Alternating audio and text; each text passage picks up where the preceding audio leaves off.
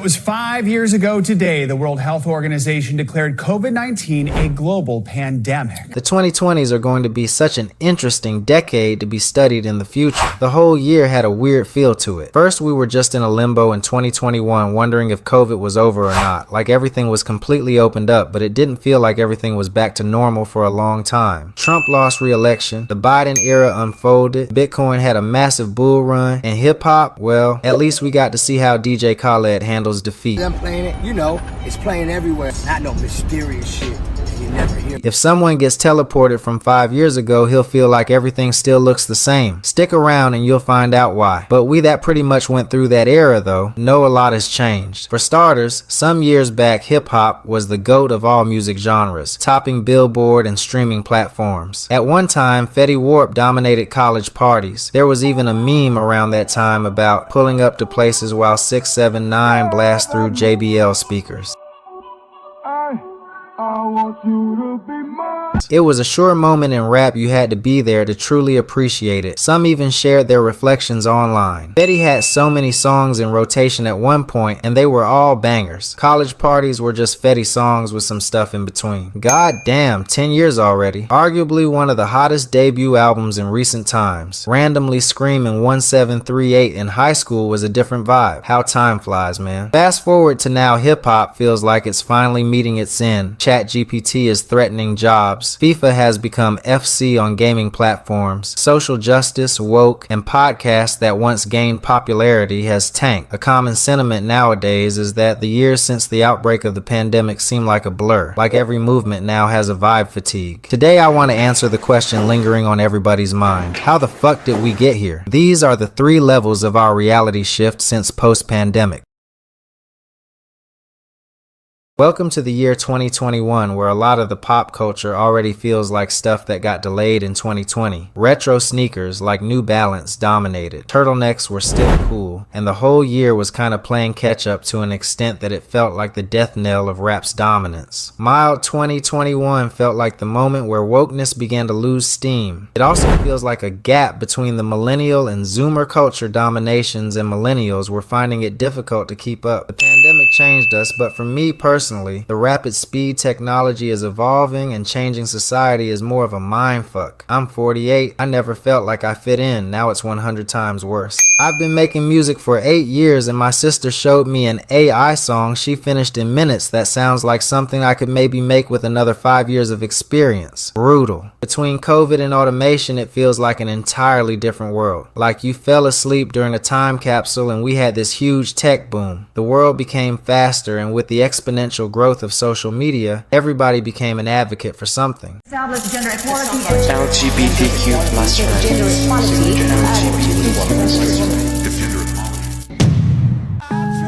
This message is a social justice message. Yesterday I got called the N-word and some other. Black people are allowed to talk about black culture in a way that white culture cannot. For example, black people can go up and say that there's a baby mama problem in black America, and white people are not allowed to say that. Name a country where a man needs a woman's permission to travel, work, or access health care. Name a country where teenage boys are married off to much older women. Listen, I'm all against police brutality. The people that get offended the most are usually some of the worst people I've ever met, because they hold everyone to purity tests and they destroy people's lives if they're not 100% perfect in every way whatsoever. Holy shit. At the late stage of 2021, it became a thing that racial awareness was mandatory. LGBTQ acceptance was unquestioned, and social justice was fashionable. Moral purity became the main currency. How much you cared and how good a person you could prove yourself to be. Meanwhile, hip-hop landscape was shifting. SoundCloud wave, mumble rap, which once dominated hip-hop, had now passed. People were starting to hunger for new sounds, but the genre didn't see a single subgenre take over until towards the end of 2021.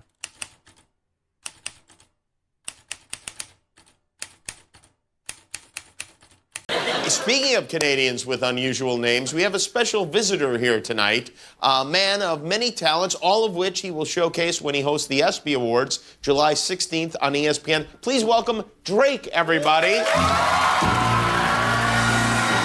Meet Drake, the outsider who emerged king of commercial rap, untouchable, swaggering, and dominating hip-hop. He didn't start like this though. Early on, Drake was the awkward kid on the block, ridiculed by his peers. The radio, Graham, aka Drake. He's a star of Degrassi and an up-and-coming rap artist. How are you today? I'm good, man. How you doing? I'm great. Now, you're looking for a record label. Any success with that? It's been good so far. You know, definitely. I could have had a record deal already. I'm just looking for the right situation. Oh, yeah. He was a hit-making star on the rise. To hip-hop purists, he was a joke. Too emotional, too soft, and way too focused on feelings and women. Now it's all pussy, like you got Drake. What the fuck is... No, don't say no. You're all listening to him. Everybody's listening. Girls love him. He'll just... Right there. He's so emotional, man. When did rap become that? He'll just make a song that's just like, oh, I'm crying. And that's it. That's a song. Most fans of the genre hate and clown on him constantly. Drake's an embarrassment to hip-hop. He became the laughing stock of hip-hop fans. At this point, Drake was determined to prove himself to the culture. He did everything to take over the rap game, quietly hoping to win over the same gatekeepers who shut him out early on. It took years of relentless work, dedication, and great music. Before the end of 2021, Drake has become the face of hip-hop. Ladies and gentlemen, it is our honor to present the artist of the decade to the leader of our family, Drake.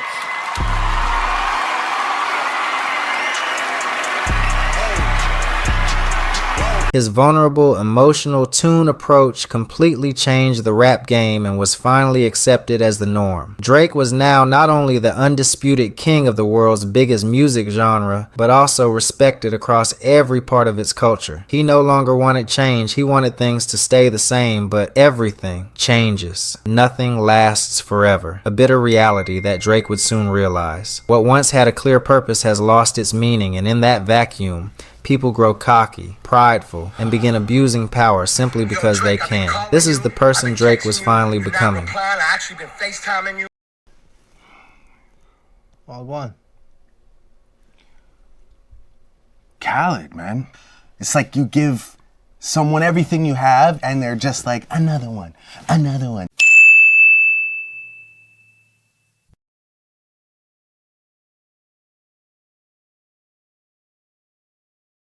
Sociopathic feminist liars in popular culture.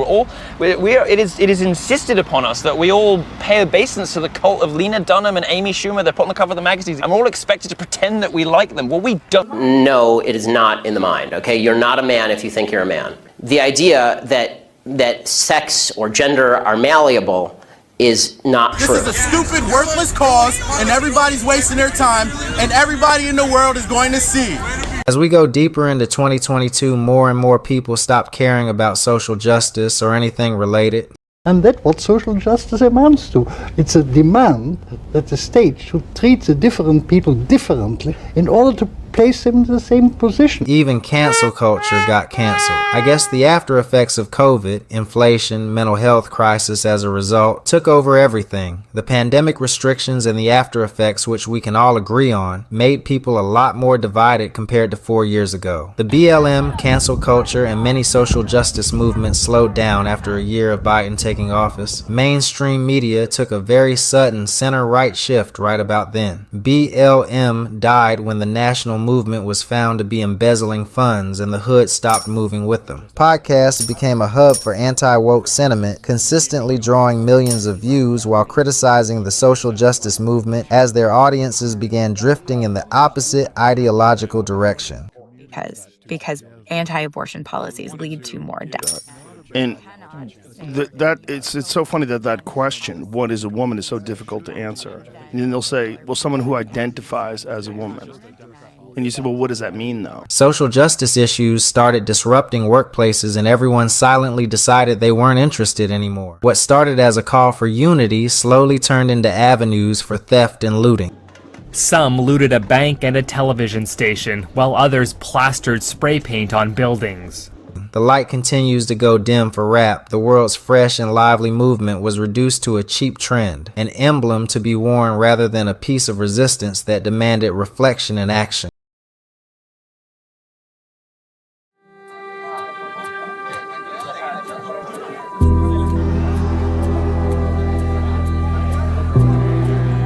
It is the beginning of 2023 and people already moved on like COVID never happened. Mainstream pop is starting to gravitate back to pop rock / indie sounds. Disco-infused dance pop is still going pretty strong. K-pop remains extremely popular. Streamers have gained popularity. Tech is still constantly growing. Work life has seemed much more balanced, but hip-hop is still rapidly falling off both in quality and in popularity, and nobody knows what to do.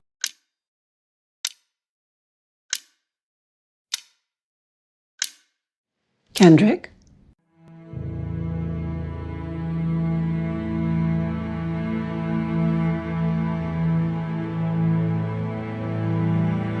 Unlike Drake, Kendrick has always been perceived as the golden boy of hip-hop by most rap fans. Right at the start of his mainstream run, he has always been put on a pedestal, held on higher standards above his peers, and have always been considered better than anything Drake could ever become, making him both legend and rap critic favorite. Kendrick was never about chasing radio hits. His real power was in creating carefully crafted, timeless albums that separated him from everyone else, and fans saw him as the rap messiah, the one meant to guide hip-hop forward. Even as the SoundCloud wave rose and mumble rap dominated, he adapted, battling Drake for hip-hop's crown well into the 2000s, then he went off grid.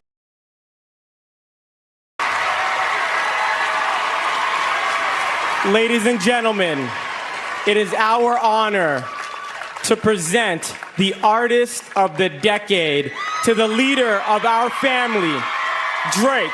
That shift ultimately allowed Drake to take over and lead the genre as its undisputed #1. Fast forward to 2023, and Drake is earning his 14th #1 album while hip-hop finds itself at a low point, weighed down by hollow gimmicks and desperate trend chasing. While fans became more frustrated, the mainstream continued to celebrate it. In reality, this environment perfectly suited Drake, the world's biggest rapper and an infamous trend hopper, who stood to benefit from an industry where shallow quality had become the norm for the average listener. Something had to change. Someone had to set the record straight, and who's best to stop this madness other than the king himself? Kendrick, what? Kendrick, drop your lying, bro. You're a cat. Are y'all trolling me? Kendrick did not drop, bro. Not again. A fucking again? He's dropping again. It's 9/11. It is 9/11. And I ain't talking about the time. Motherfuck the big three. Nigga, it's just big. What started as a mere beef turned into one of the biggest cultural moments of the 2020s, a rap battle where Kendrick tore down Drake, the king of late-stage commercial rap, and voiced what the culture had been thinking for years. I hear you like I'm young. You bet like hell go to sell black ones. People were done with shallow, lazy, recycled music. The demand was for creativity, depth, and inspiration. Everyone enjoyed the party while it lasted, but it was time to go home. Hip-hop has been dead. They need to rename this BS they call rap music something else. It's pathetic. All the beatings sound alike, no DJ, weak-ass lyric shit. It's corny. It is dead. If you compare 2021 to 2025 to 2013 to 2018, just don't. Yes, it's dead. I can't listen to hip-hop / rap up until around the 2017 era. It just became mundane and filled with nothing but noise. The party is officially over. It is time to burn the remains to the ground and build it from the underground.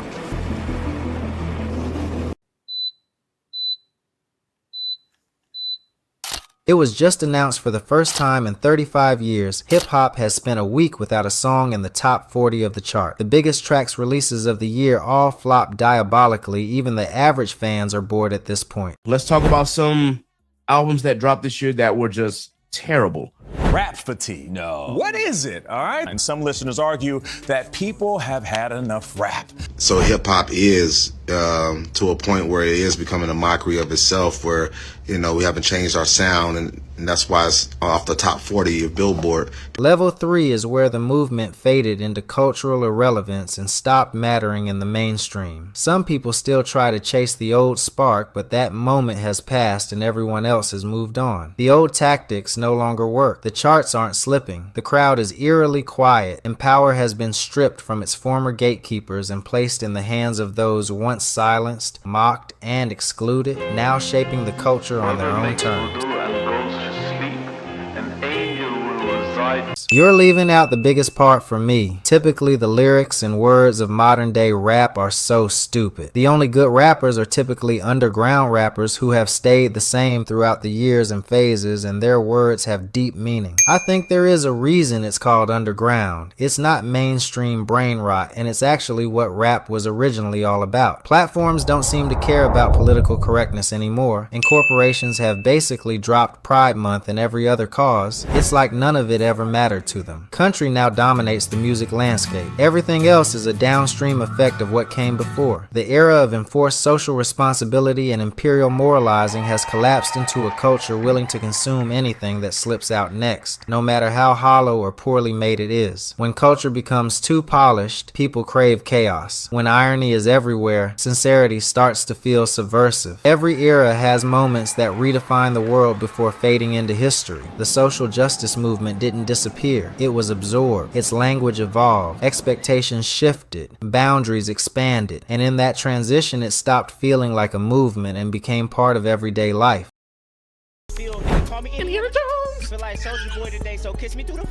Turn this bullshit, turn it off.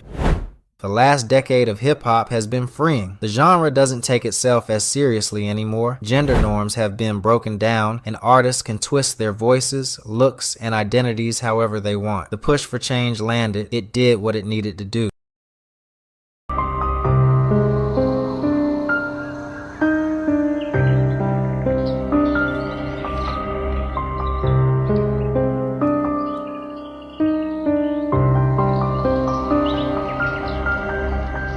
Death is inevitable and in many ways necessary. Noise fades, movements dissolve, and no era is meant to last forever in the mainstream. Once the profits are taken and the vultures move on, what remains is a reset, returning underground to create something new. The Kendrick beef wasn't just a rap drama, it was a reminder. Culture changes when someone finally decides to push back, when people realize the old rules don't actually apply anymore. Every era ends the same way, with a spark, a crack in the system, a moment nobody saw coming. And maybe we're closer to that moment than we think.